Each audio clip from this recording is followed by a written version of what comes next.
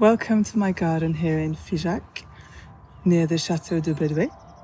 And the signs of spring are definitely here. The sky is blue, the birds are singing, and now is the time to start sowing seeds for our cut flowers to grow in our gardens. If you want to grow flowers in your garden that you can cut and come back to and cut again, then now is the time to start sowing seeds.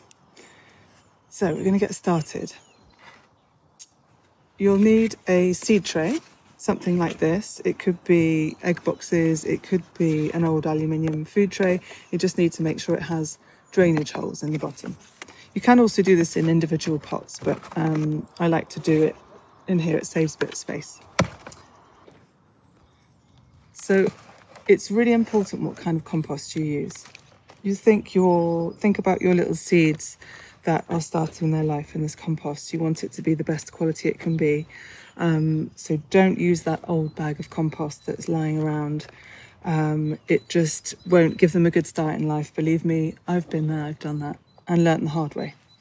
So what you want is a really nice fine compost. You can get seed sowing compost that's labelled like that in the garden centre, but it doesn't have much nutrients in it. So you can mix that with a regular compost. It just needs to be fine because so that the tiny little seeds aren't going to be obstructed by any big stones or anything like that. Okay, so I'm just pushing that down with my hand. It's quite full. So the next stage is to water them, and they need a really good watering before we put the seeds in.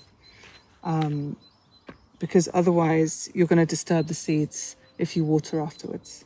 So I'm going to give them a really good water, get that soil really soaked through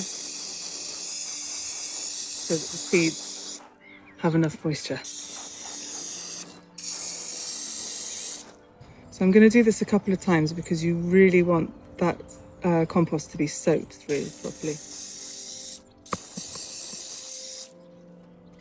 So you can see I've got this tray underneath to catch any water that runs off.